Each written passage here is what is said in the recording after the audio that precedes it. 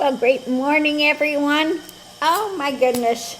I ran across this at the secondhand store yesterday, the Bhagavad Gita, as it is, with the purports by A.C. Bhaktivedanta Swami Prabhupada. Now, I was in ISKON for a short time in San Francisco and in LA. And I have interesting stories to tell you about Prabhupada. So, yeah, I hear Nama Om Vishnupadaya Krishna Prasaya Uputale Srimati Bhaktivedanta Swami Ite Namine Hare Krishna, Hare Krishna. I remember getting up in the morning and dancing in front of the deities, etc. But what I wanted to say about the Bhagavad Gita, this is the path of bhakti, a bhakti path. So while I was there, I did learn a lot about bhakti, the bhakti path. Now, getting this, going through it again, just reading the text, not the purport by Swami Bhaktivedanta. If I just read the text alone, it is much easier for me because, he goes off in trying to explain it all.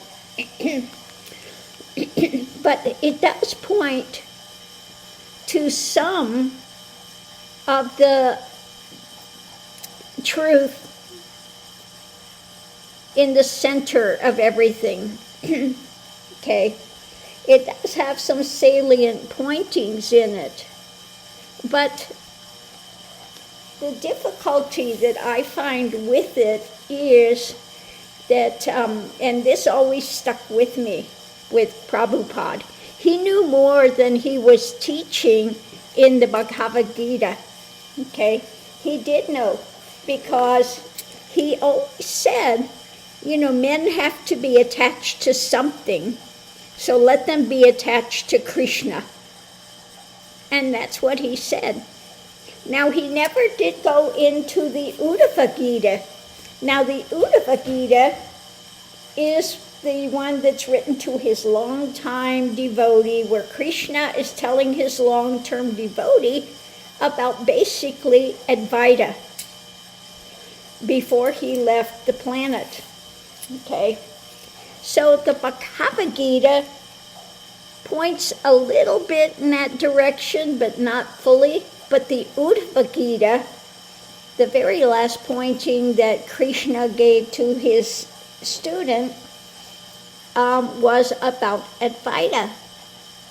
Now, like I said, the telling point was that rather than going the full way to the Uddhava Gita and teaching about Advaita, he stopped at the Bhagavad Gita and said, well, people have to be attached to a form, basically, so let them be attached to Krishna.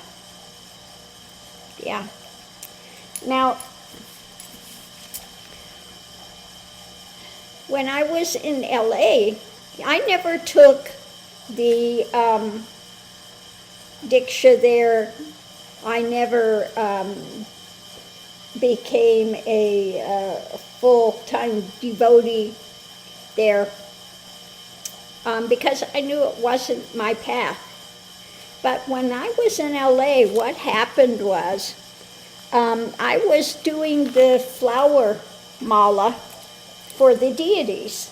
So I made these flower mala for the deities, and I was standing there. Now, Prabhupada never smiled. He always had this grim face. It was just his nature.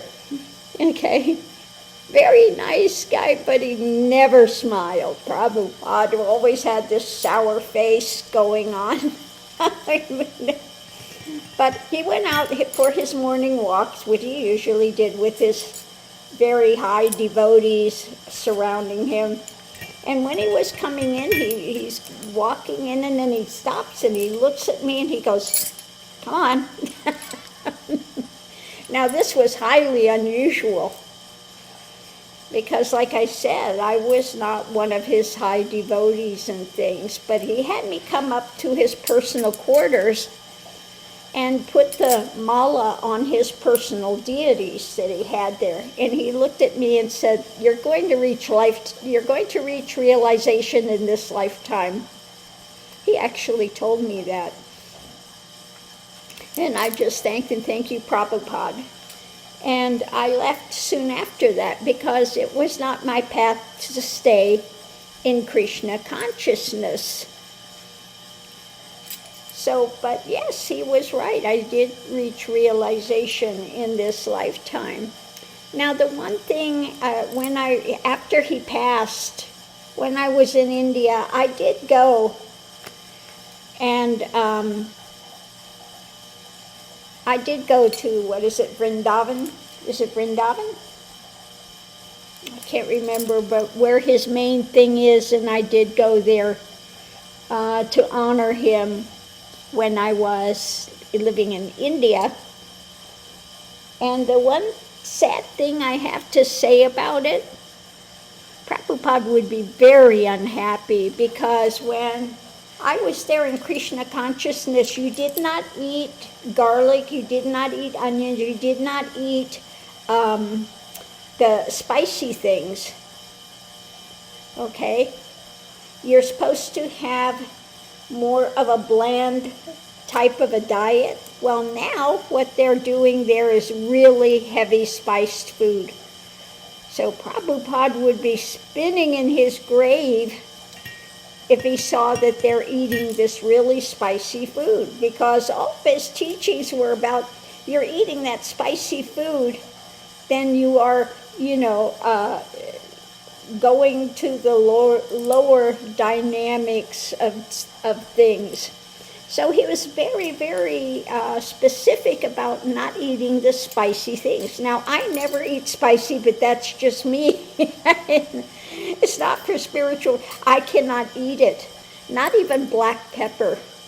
It burns my mouth. I absolutely cannot eat anything spicy like that. So when I lived in India, I had a really difficult time with food. I had to have somebody cook for me that would leave out the heavy spice. No masala, no milchi, no hadi milch, no lal milch, no green pepper, no red peppers, leave it out. No garam masala, leave it out. And they would go, it has no flavor. I said, no, try it. And they tried it. They couldn't believe how flavorful it was without those heavy spices. They were absolutely shocked. Okay? So, but that's just me. And like I said, Prabhupada, I was distressed when I went there and saw that they were really spicing the foods. I said, Prabhupada would have a hemorrhage if he saw this. I said, he was very specific about not eating the really highly spiced food.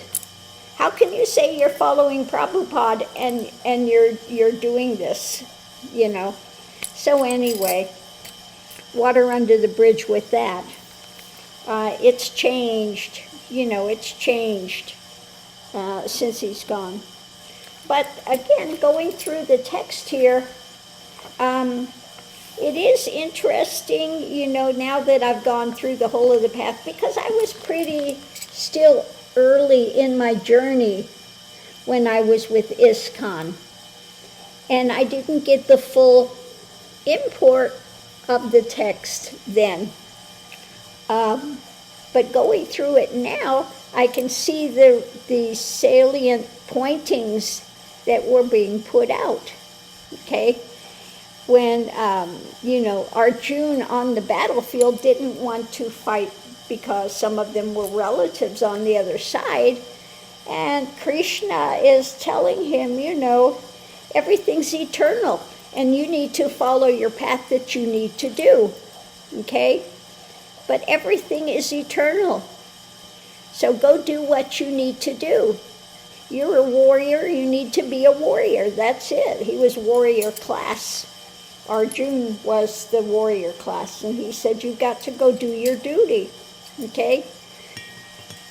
So anyway, he's pointing to, and again, pointing to the fact that Krishna is in your being. I'm here and I'm in there. It's the same thing. That pointing of the divine is within. The divine is. So he's giving some pointings, but not the full of it. And like I said, I know Prabhupada knew more than what he was giving because of the fact that, and that always stuck with me, people have to be, they want to be attached to something, so let them be attached to Krishna. Okay. So anyway, that's my story about ISKON and the Bhagavad Gita and the Uddhava Gita and Prabhupada. So yeah, I am going to go through this today, through the Gita again. Like I said, I'm leaving off the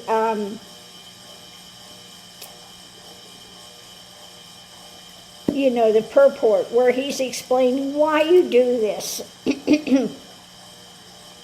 Yeah. So he, all that explanation I don't need. I just want the text. Sorry, Prabhupada, but anyway. So on that note, I'll leave that here.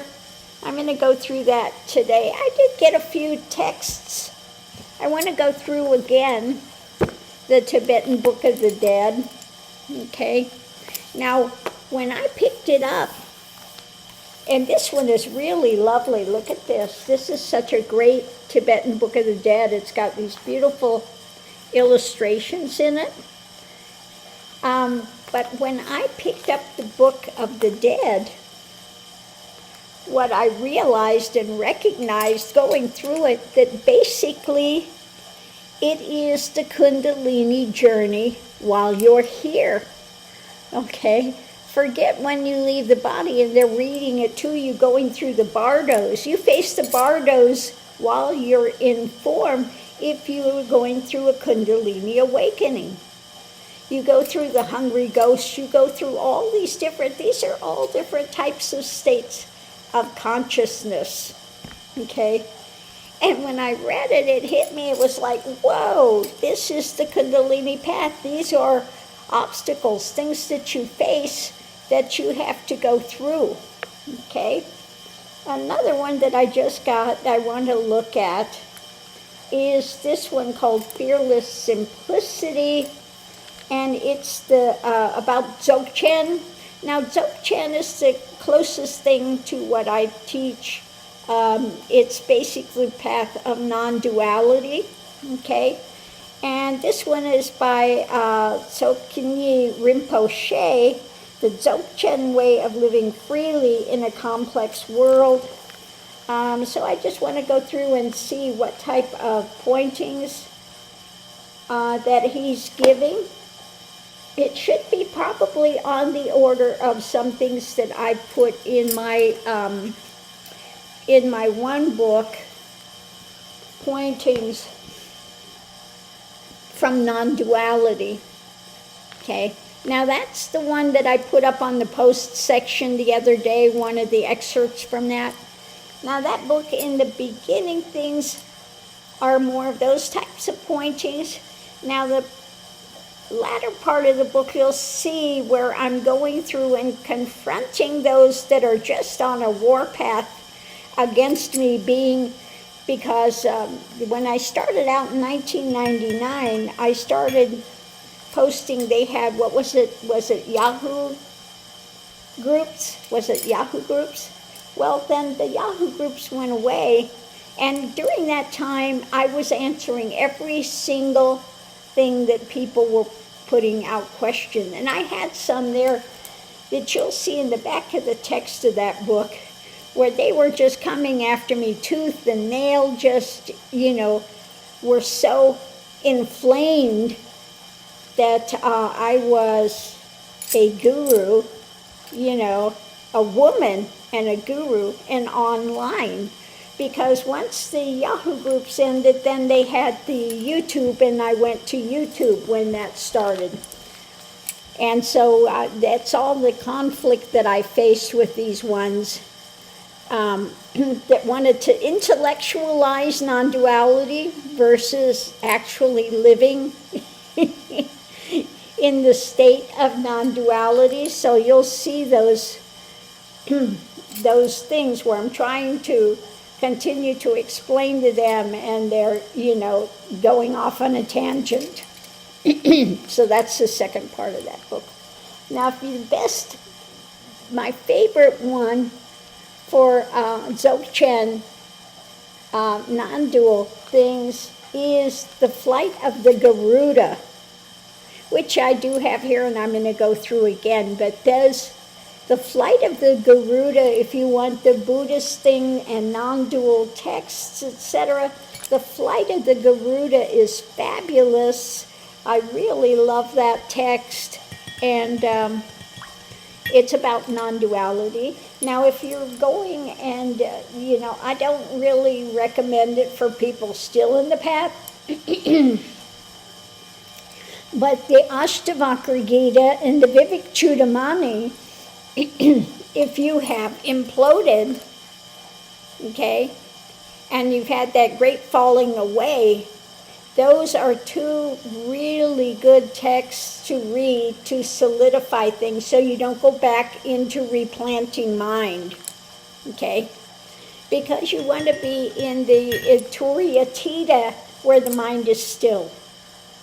Now what happens, the worst thing that happens is when they get a glimpse and they come back and root the mind and go back into ego, and then they say they're a god and they're above everybody. And, well, that's not what it is. You become the great zero.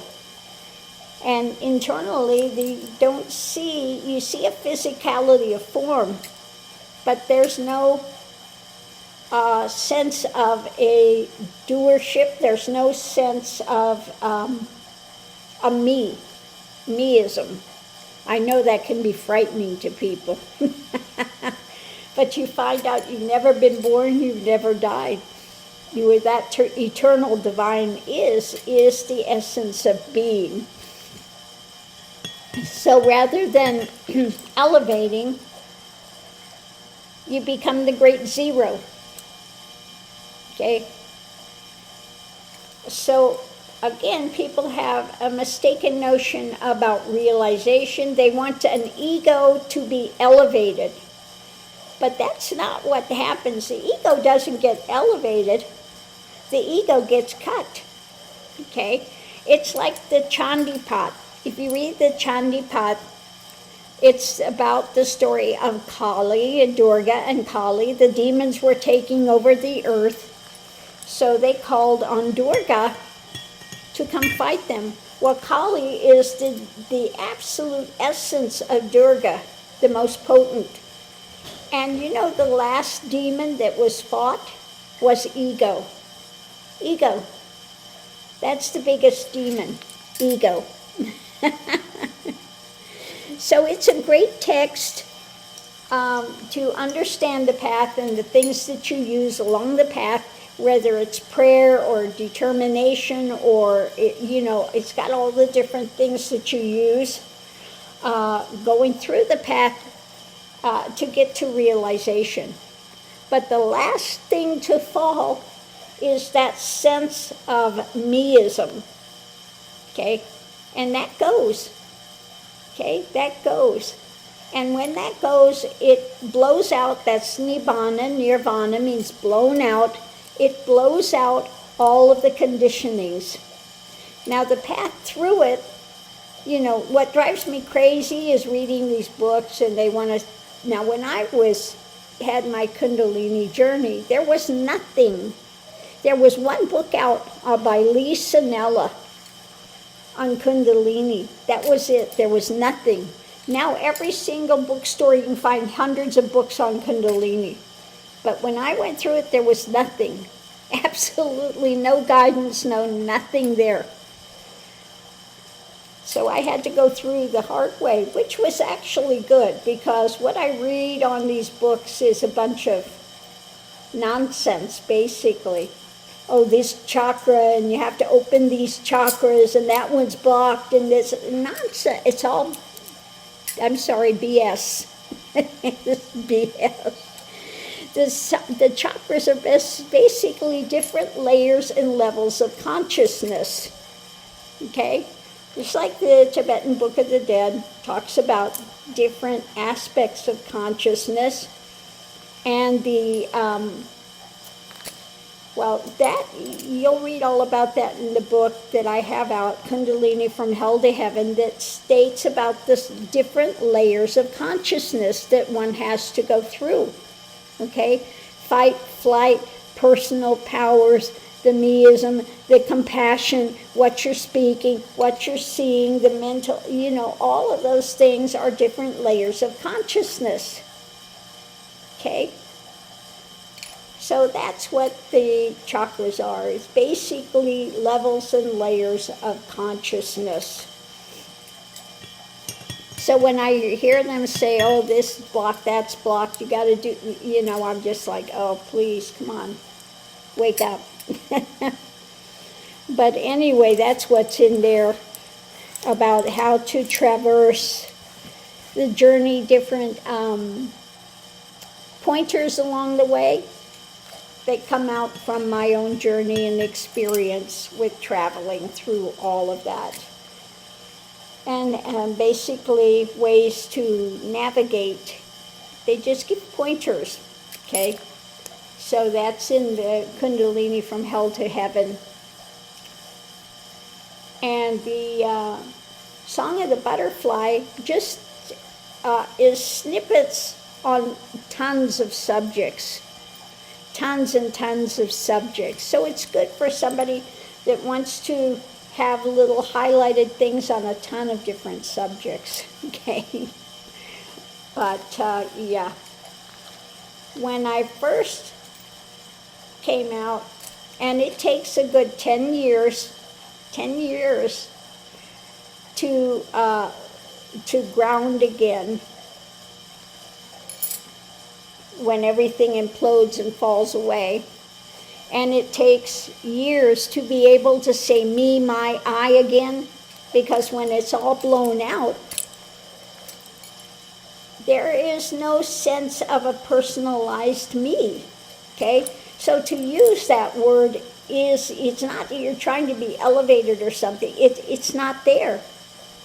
So to use it is fake.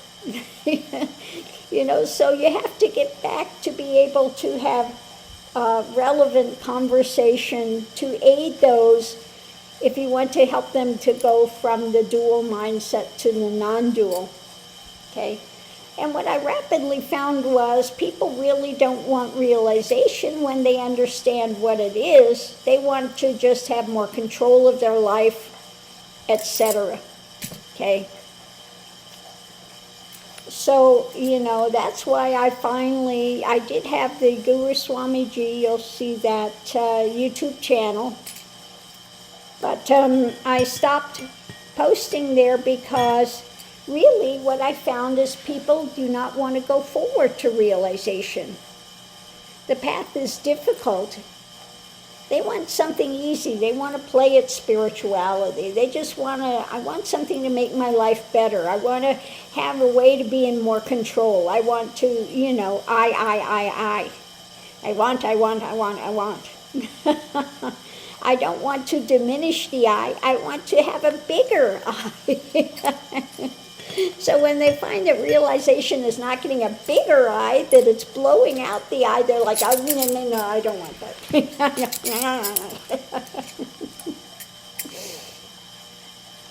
So that's why I stopped, and then I started doing the tarot, which was, this is a much kind of a fun thing to do, if you will. It's not breaking through people's ego dramas.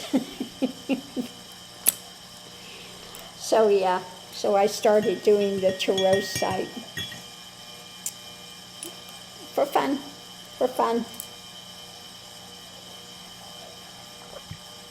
And I don't talk a lot about the heavier things on this channel as often, about the spiritual path and things.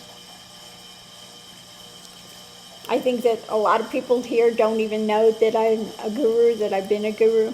Guru just means weighty with knowledge, okay? Or that I went through that 30-year very intense journey. And they all came from past life. Now, another thing that happened when I was in India, in my journey, I had that view of a past life. I was a Buddhist, I was a monk.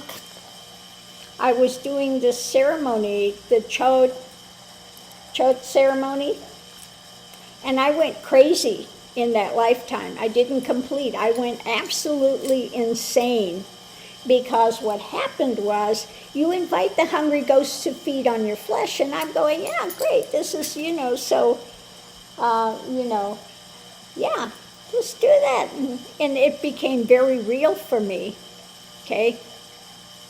I could feel these things tearing at my flesh. I didn't know how to get beyond to see it as illusion. It became very real, and I lost my mind in that lifetime.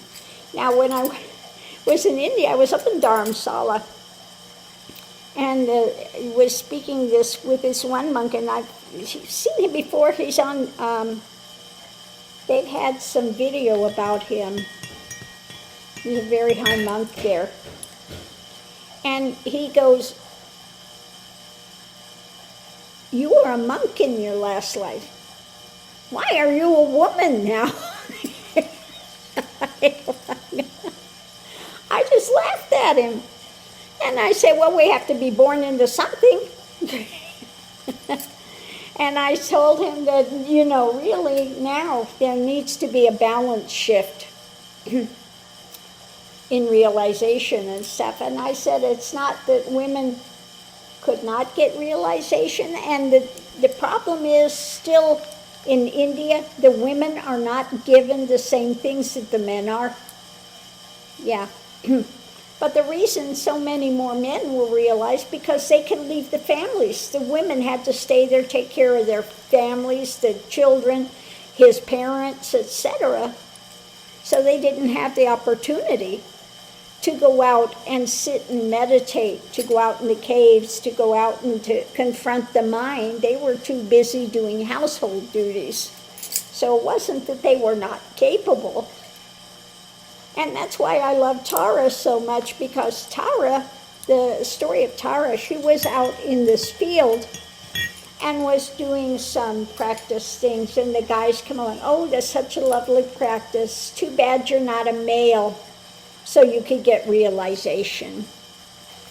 And she looks at them and says, I'm already realized, and I vow I will only come out in female form from now on. Okay? So again, there's a reason for it, okay? Reason for it in this balance. But yeah, I had the vision of that, and I told him I already know that. I told him exactly what had happened. I was a monk, okay? And I was doing that practice, and I lost my mind in that lifetime, and you pick up where you leave off. Now, if there's something in a past life that you need to know that would help you on your journey, you'll see that. That will come up, okay? So that you can understand what is going on, what's happening. But that one was very clear. I had no idea in this lifetime about that type of a ceremony. So after it came up and I'm looking, I went to a library and I looked and I found this thing, I was like, oh my God. So I knew what had happened, and this monk up in Dharamsala saw that and was going, why are you a female? Like that was some big lower type of thing. Okay? So it's the same thing as Tara said, it's like, hello, that is not a restriction. Okay? Then I see some of these ones. There's one video out where you see this guy and he's got his legs and he's jumping up and boom, put it down. This is this yogi. He's trying to awaken Kundalini. Okay? And I'm looking at this. I'm going, oh my Lord. Oh my Lord. But yeah. Anyway, enough of those things this morning. I tell the students, you've got to do the path where you're at. Yeah, you could go up in the mountain, but a lot of them are out there and then think they need to remain isolated. I said, if you're not liberated, that you can live your life in the midst of society, then what good is it? Okay? You have to become liberated. Okay? You can live your life anywhere, whether it's here or up in the mountains, whatever. Okay? You need to become liberated. And it's a little more difficult when you're in this type of life and you have so many distractions around you. But it can be done. It can be done. But it takes a full dedication to go forward. Okay, to go forward. So on that note, I'll leave that here. Hopefully somebody's gotten something out of it. Maybe one of the texts, if you're on a heavy-duty spiritual path, maybe some of those texts. But again, one of the things that I found was that, was it Krishnamurti? One of them, oh, yeah, this is another quick thing that I wanted to say. A lot of them went through Kundalini, but they never spoke about it afterwards. Oh, it's not needed. Well, it is needed. It's the bridge that got you to where you're at. Okay? It's the bridge that got you to where you're at. Yeah, when you're on the other side, you have the non-dual thing, and you can speak from that avenue, but you need the bridge to get there. So he always tried to get there people by intellectual. You can't get there intellectually. Okay? Now I see there's one that was in Rishikesh, and he would be teaching a non-dual path, but it was all just parroting. And you'll see in the book that I have, Wisdom from the Non-Dual Realm, that's what I'm dealing with at the back of the book. The ones that come in, and they've learned the words, and they're parroting the nonsense, but they've had no experience. Okay? So they become the non-dual police. If you're speaking, then who's speaking? You can't speak if you don't have an ego. You have to, so that you'll see all that drama in the back of the book where I'm dealing with those, where those things are being dealt with. So, yeah, you can't get there intellectually. I have one writing that's in there, Why the Silence, Why Not Mine, that addresses that topic. Because all words are dual. They're duality. It's like the Bible says, that you spoke it into existence. Okay? Words are energetically the transient. Okay? And that's why the mind stills and one goes into Turiyatita with realization. Okay? Because words are the word of all the divisionary world. If I say non-dual, it's still, you have to go to duality to then go to the other intellectualism of non-dual. Okay. So it's again, and they say, well, those that speak do not know, and those that know do not speak. I said, they do speak. I said, well, you think I'm going to sit on a rock and drool on myself? I said, that's how Ashtavakra Gita and Vivek Chudamani were written, because they're speaking, giving what can be given, okay, as to what it is, but no, you cannot get there intellectually. So you'll hear those types of explanations in the back of that book, the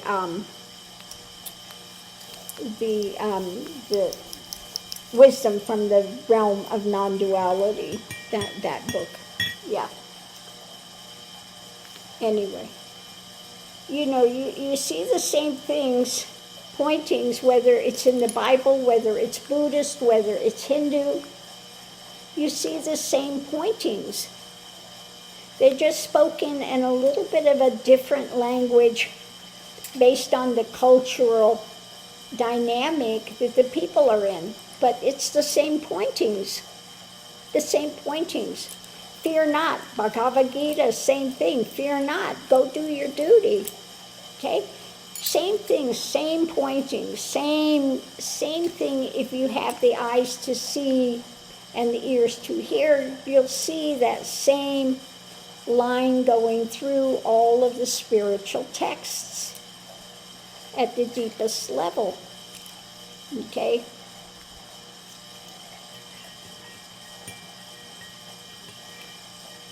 So yeah.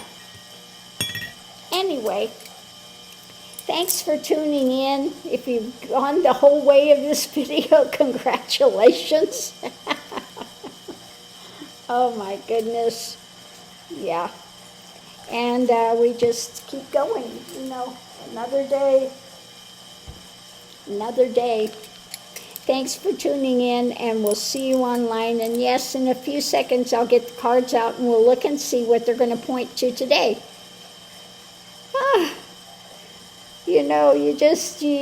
I know people are so tired of the drama. But with the more darkness comes in, the more light is coming in. The more light comes in, the more crazy the darkness gets, the more wound up it gets. The more it's exposed, the more crazy it gets. That just means that we are getting closer to light, okay? The darkness cannot understand the light. It doesn't get it. Because the darkness is propelled by what? Ego. Me, my, I, what I want. Ends justify the means, okay? It's like Trump with having to build this big ballroom and all this fake gold that he's putting all over the place, that, the big crappy gold that he puts everywhere, that it makes him look important. And it's nothing, okay? It's nothing. Anyway, let him enjoy his fake grandeur over there, his delusional drama. Yeah. So on that note, I'll leave that here. We'll see you online.